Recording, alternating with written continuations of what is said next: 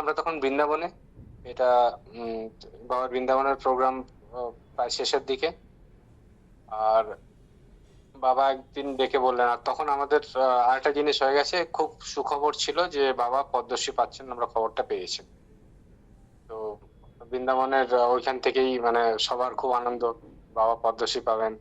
হ্যাঁ, তো ইয়েও আছে যে কিরকম ভাবে হবে, বাবা কিরকম এবার খবরগুলো, মানে জাস্ট খবরটা এসেছে আর কি, খুব আনন্দ সবার। তো উম, এবার বাবার যাওয়ার দিনও ঠিক হয়ে গেছে। আমাকে বাবা বললেন যে ডেকে, মানে বাবা হচ্ছে মহাপুরুষ, কিন্তু উনি মানে কত নম্র, কত ভদ্র, কত মানে আহ, একদম মানে বৈষ্ণব যে, সেটার ওনার কথাবার্তাতে বা এতে বোঝা যায় যে বাবা তো আমরা তো বাবার ভক্ত, আমরা বাবার দীক্ষিত।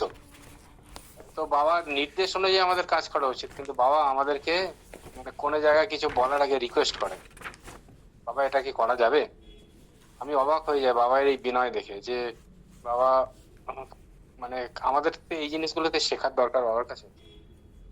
বললেন যে তুমি তোমার গাড়িটাতে করে আমাকে আহ মথুরাতে, মথুরা স্টেশনে আমাকে ছেড়ে দেবে। আমাকে গাড়িতে তুলে দেবে। আর আরেকখানা কথা বললেন যে মথুরা স্টেশনে তুলে দেওয়ার পরে সেটা রাত্রিবেলা ট্রেনটা ছিল, রাত্রিবেলা ট্রেনটা তুলে দেওয়ার পরে পরের দিন সকাল 8টার মধ্যে তোমরা বেরিয়ে যাবে। মানে আমাদের যা জিনিস আছে, কারণ বাবার প্রোগ্রাম চলে যাওয়ার পর সব জিনিসপত্র গোছাতে হবে, গুছিয়ে বললে সকালবেলা 8টার মধ্যে তোমরা কিন্তু দিল্লির জন্য রওনা হয়ে যাবে।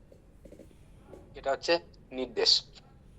আর তার দুদিন বাবা একদিন আগে থেকেই বাবা বারবার বলছেন যে আমাদের যে টিকিটের নাম্বারটা কত। আচ্ছা, বাবা প্রথমেই বলেছিলেন যে টিকিট করবার জন্য, টিকিট যখন করা হয়েছিল বাবা কে জিজ্ঞেস করা হয়েছিল যে এসিতে করা হবে, বাবা বললেন না এসিতে না, এতে করো, স্লিপারে করো। তো আমাদের একটা ইয়ে ছিল যে স্লিপারে করে, বাবা অনেকদিন আগে থেকে বাবা বলেছেন না স্লিপারেই করতে হবে, এসিতে করবে না। বুঝিনি যে বাবা কেন বলেছেন। ঠিক আছে, স্লিপারে করা হয়েছে। এইবার প্রচুর ভক্ত বাবার সঙ্গে আসছেন, আর বাবার কাছে আমরা যখন কাউন্ট করে দেখলাম প্রায় 26টা না 27টা ব্যাগ। আর আমার গাড়ি, তার সঙ্গে আরো দুটো গাড়ি, জিনিসপত্র বোঝাই। বাবা বারবার জিজ্ঞেস করছেন যে কত নম্বর কোচ, কত নম্বর সিট। এবার দুবার তিনবার জিজ্ঞেস করেছেন, এবং টিকিটটা নিয়ে গিয়ে নিজের সামনে দেখছেন, বারবার পড়ছেন।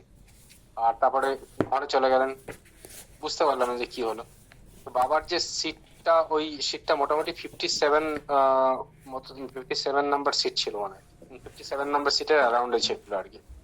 তো কোচ নাম্বার আর সিট নাম্বারটা বারবার জিজ্ঞেস করছে। তারপরে মোটামুটি ঠিক হয়ে গেল। এবার গাড়িতে উঠে আমরা যখন মথুরা স্টেশন নামছি, তার আগে বলছেন, স্টেশনে ঢোকার আগে বলছেন যে কুলি করো। তো আমরা সবাই মিলে গেছি, অনেক ভক্তই গিয়েছিল বাবাকে ছাড়বার জন্য। তো কুলি বললো দুটো, দুটো বললো তোমরা গাড়ি করবে, ইয়ে এই যেগুলো কুলির যে ঠেলাগুলো আছে ঠেলা গাড়ি করবে, আর দুটো গাড়ি করবে। আমরা কুলি দেখে জিজ্ঞেস করলাম, কুলি বলে 4,000 টাকা নেবে। আমরা তখন সবাই মিলে বললাম বাবা এতগুলো, আমরা এতজন লোক আছি আর ব্যাগ আছে, কোনো চিন্তা নেই, আমরা সব বয়ে দেবো, 4,000 টাকা কেন দিতে যাবো। বাবা বলছে না না না না না, দাও দাও, 4,000 টাকা যা চাইছে তাই দাও, কুলি বুক করো। তো এই যে বাবা যে সামনের জিনিসটা দেখতে পাচ্ছেন, আমরা যে বুঝি না আর কি, সেটা উনি তারপর বোঝালেন আর কি। তো দুটো গাড়ি বোঝাই করা জিনিস হলো, বাবার ব্যাগ ছিল, বই ছিল, অনেক কিছু জিনিস ছিল, পুরো ইয়ে হলো। এবার আমরা যখন ঢুকলাম আর কি, ঢোকা মানে একখানা এই ব্যাপার, সেই চেকিং হবে, গাড়ির প্রত্যেকটা জিনিসের চেকিং হবে, চেকিং হওয়ার পরে সেটা উঠবে। এবং যখন আমরা যেতে শুরু করলাম দেখলাম ওই টিকিট পুলিশরা ঠিক ম্যানেজ করে বেরিয়ে গেল, চেকিং এর দরকার হলো না, সাইড দিয়ে বেরিয়ে গেল। আর প্রায় আমরা 1 কিলোমিটার আমাদের হাঁটতে হলো, মানে ওভারব্রিজের সে স্লোপ ক্রস করে অন্য স্টেশন, অন্য প্ল্যাটফর্মে যাওয়া। মানে এটা যদি আমরা নিজেরা নিয়ে যেতাম তাহলে কোনো না কোনো ব্যাগ ইয়ে হতো, কোনো না কোনো প্রবলেম হতো। বাবা কিন্তু এগুলো সমস্ত বুঝেছিলেন, বলেন তুলি করো এবং যত পয়সা লাগে তত দাও। আমরা সেই ব্যাগে করে, এবং বাবা সেই ইয়ের পেছনে আমরা দেখছি বাবা দৌড়চ্ছে আমাদের জিনিসপত্র ইয়ে করার জন্য, হাতে ধরে রাখা যাচ্ছে না বাবাকে, হাত ধরছি, বাবা হাত ছাড়িয়ে দৌড়াচ্ছেন ইয়ের পেছনে, জিনিসপত্রের পেছনে কুলিরাও গাড়ি নিয়ে যাচ্ছে, বাবা ওর পেছনে পেছনে যাচ্ছে। তো যাই হোক পৌঁছলাম, খুব গরম ছিল তখন, রাত্রিবেলা রাত্রিবেলা প্রায় 10টার দিকে মানে ট্রেনটা ছিল।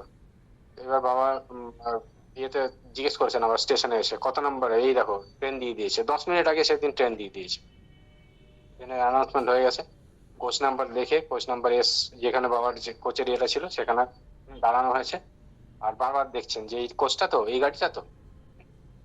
এইবার ট্রেন আসবে, তখন আমরা জাস্ট এই করছি, বাবা স্টেশনে পাইচারি করছেন। আর উল্টো দিকের প্ল্যাটফর্মে, তখন ওই স্টেশনটা খালি, ওই প্ল্যাটফর্মটা খালি ছিল, ওই প্ল্যাটফর্মে দেখি কয়েকজন সাধু, ওরা মানে প্ল্যাটফর্মের ওপরে কোনো কাভার নেই, ওই জায়গাটা কাভার ছাড়া আর কি। আর সাধুরা কিন্তু মানে মাটিতে বিছানা করে শুয়েছে। বাবা দেখছেন, অনেকক্ষণ ধরে দেখলেন, দেখে বললেন জানো, এনারাই হচ্ছে সবচেয়ে ভালো, এদের কাছে এরা হচ্ছে ভগবান, এরা হচ্ছে ভগবানের কাছে আশ্রিত। দেখো এরা কিরম ভাবে এইখানে কোনো কিছু নেই, কোনো শেড নেই, কিছু নেই, কিন্তু এরা মাটিতে শুয়ে পড়ছে। এদের ভগবানই রক্ষা করবেন। তো আরেকখানা ঘটনা বললেন, বলছে আমি অনেকদিন আগের কথা, তখন বৃন্দাবনে, খুব সম্ভবত বৃন্দাবনের কথা বলেছিলেন, যে আমি বৃন্দাবনে গেছি, তখন দেখি এক সাধু, সে অনেকদিন দেখেই মনে হলো সে অনেকদিন খিদে খিদে খেতে পায়নি, তার খিদে পেটটা ঢুকে গেছে। আমার খুব কষ্ট হলো। বলছে তারপর পাশেই দেখলাম যে লোকেরা ভান্ডারা দিচ্ছে, হ্যাঁ, উনি কিন্তু ওই ভান্ডারা থেকে নেন। বাবা গিয়ে খুঁজে খুঁজে সেই ভান্ডারা বার করে ওখান থেকে সেবা নিলেন, নিয়ে ওই খাবারটা সাধুকে দিয়ে বললেন আমার খুব পরিতৃপ্তি হলো, আমি ওনাকে সেবা দিলাম। তো ওই ঘটনাটা বলেছেন এতে হাঁটতে হাঁটতে। এইসব ঘটনাগুলো তখন মনে হয় যে বাবা যে কতটা মানে অপরের দুঃখ, এই জিনিসটা বাবা যে কিরকম ভাবে ফিল করেন, মনে হয় নিজের দুঃখ মনে ফিল করতে পারেন। আমাদের কোনো দুঃখ হলে বাবা মনে করেন যেটা নিজের দুঃখ, মানে ভীষণ অনেস্ট, ভীষণ। তো এইবার চমকানোর যে ঘটনাটা সেটা হলো, ট্রেন এবার ঢুকলো, ট্রেন ঢোকার পরে আমরা দৌড়দৌড়ি করছি। আচ্ছা, বাবার কোচে যারা আছে তাদেরকে নিয়ে, আর যেরকম ভিড় ট্রেনে, সেই ট্রেনে যদি 26টা লাগেজ তুলতে হয় ট্রেন ছেড়ে দেবে, সম্ভবই না। অদ্ভুত ঘটনা, বাবা যে সকালবেলা জিজ্ঞেস করছিলেন যে কত নম্বর কোচ আর কত নম্বর সিট। দেখলাম ওই 57 নম্বর সিটে ওখানে এমার্জেন্সি উইন্ডো, মানে উনি দাঁড়ালেন, আমার জিনিসপত্র আছে এমার্জেন্সি উইন্ডো একদম সামনে, একদম 5 মিনিটের মধ্যে সমস্ত এমার্জেন্সি উইন্ডো খোলা হলো আর জিনিসপত্র সব ঢুকে পড়লো ভেতরে। আচ্ছা, আমার আমার একটা মানে লজিক্যাল মাইন্ড এ করছিল যে প্রত্যেকটা কামরায় কি 97 আছে, বাবা জানলেন কি করে 97 নম্বর, 57 নম্বর। আমি আরো 3-4টে কম্পার্টমেন্ট এপাশে ওপাশে ঘুরলাম, কোনো জায়গায় কিন্তু 57 নম্বর ইয়েটা এটা এমার্জেন্সি ছিল না। কোনোটাতে 29 আছে, কোনোটাতে 50 আছে, কোনোটাতে আছে, র্যান্ডাম র্যান্ডাম। এর মধ্যে বাবা কিন্তু কোচ নাম্বার দেখে, মানে উনি যখন টিকিটটা নিয়েছিলেন এবং ধ্যানে বসে উনি দেখতে পেয়েছেন, পরিষ্কার বোঝা যাচ্ছে যে উনি দেখতে পেয়েছেন এবং সেই অনুযায়ী বলেছেন। এসি এসির টিকিটটা কাটেননি এই জন্যই যে ওই ট্রেনে যেরকম ভিড় হবে সাথে জিনিসপত্র তোলা যাবে। তো এইগুলো হচ্ছে বাবার সঙ্গে মানে বাবার টুকরো টুকরো জিনিস দেন আর দেখান যে দেখো আমরা আমি কে, তোমরা বোঝো যে আমি কে। এবং মানে আমি হচ্ছে, আমার কাছে কিছুই অসাধ্য না। আমাদের একটা জিনিস দেখান যে কতটা কম জিনিসের মধ্যে কতটা মানে সংরক্ষণ কিভাবে করতে হবে, অথচ তার সঙ্গে সঙ্গে রিল্যাক্সেশন দেন। বাবার সঙ্গে থাকার এটাই হচ্ছে ইয়ে। বাবা দেখান যে আমাদেরকে কিরকম ভাবে পরিমিত আহার, পরিমিত নিদ্রা, পরিমিত ইয়ে, এই যে পরিমিত কথাটা ইউজ করেন, যে স্লিপারে উনি গেলেন কিন্তু তার মধ্যে কিন্তু সমস্ত ব্যবস্থা করে নিয়ে গেলেন।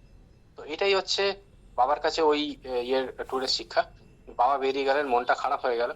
এবং তারপরে আমরা ছেড়ে দিয়ে যখন আমরা ফিরছি, মানে শরীর একদম ক্লান্ত, বইছে না আর কি, স্টিয়ারিং এ বসে ঘুম পাচ্ছে।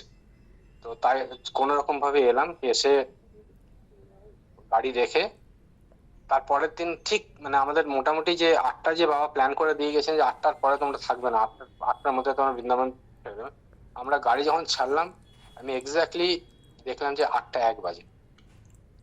তো বাবা আমাদের জন্য প্রোগ্রাম পুরো সেট করে রাখেন, কিরম ভাবে কি করতে হবে সব সেট করে রাখেন। বাবাকে যদি আমরা ফলো করি, বাবার যে কথাগুলো সেটা যদি মানি, তাহলে আমাদের মানে ভবিষ্যৎ একদম নিশ্চিন্ত, এটা আমি পরিষ্কার বুঝি।